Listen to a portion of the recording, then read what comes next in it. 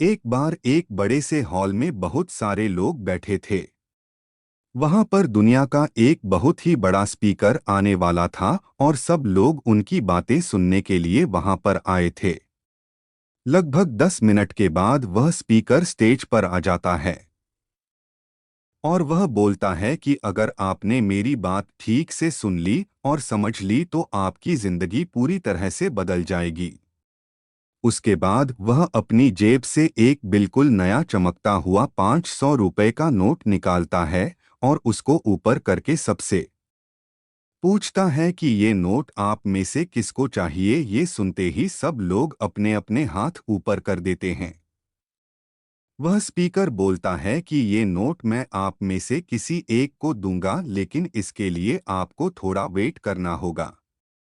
अब वह स्पीकर उस नोट को अपनी मुट्ठी में बंद कर लेता है और थोड़ी देर तक उसको मसलता है। अब उस नए नोट में सल पड़ जाते हैं और वह थोड़ा पुराना सा दिखने लगता है और वह एक किनारे से थोड़ा फट भी जाता है। इसके बाद वह फिर उस नोट को ऊपर करके पूछता है, अब ये 500 का नोट किसको चाहिए।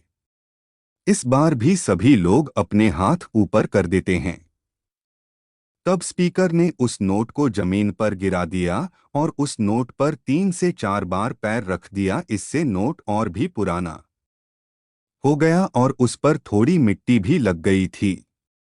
फिर उन्होंने उस नोट को ऊपर किया और पूछा कि अब बताओ, अब इस नोट को आप में से कौन लेना चाहता है। और इस बार फिर सबके सब ने अपने हाथ ऊपर कर दिए। स्पीकर अब नोट को डोट फिर से नीचे जमीन पर गिरा देता है और उसके ऊपर कूद कूद कर उसको दोनों पैरों से रगड़ देता है और उसके ऊपर चाय भी गिरा देता है।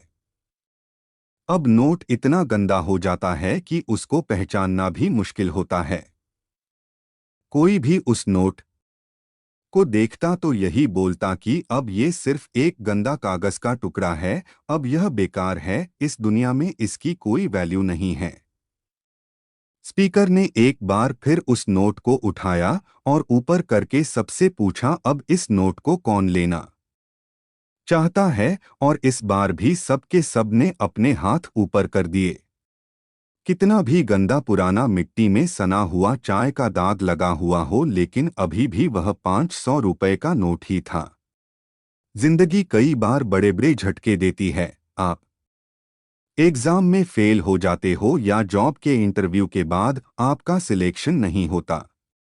जब आपका बुरा समय चल रहा होता है और आप सिचुएशन का सामना कर रहे होते हो, उसके बाद आपको लगने लगता है कि आप सफलता के लायक ही नहीं है। आपको लगता है कि दूसरे लोग आपसे बेटर है और आप किसी काम के नहीं हो, आपकी कोई वैल्यू नहीं है।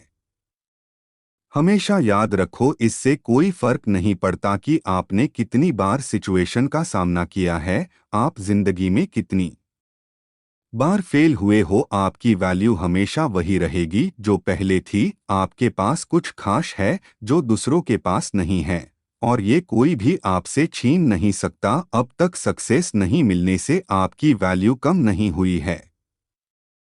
आप अभी भी अपने बारे में कितना भी लो फील कर रहे हो, उससे कोई फर्क नहीं पड़ता। जो लोग आपको अच्छे से समझते हैं वो लोग आपके वैल्यू को उतना ही मानेंगे जितना पहले मानते थे। तो अपनी वैल्यू को समझो और कुछ बड़ा करके दिखाओ।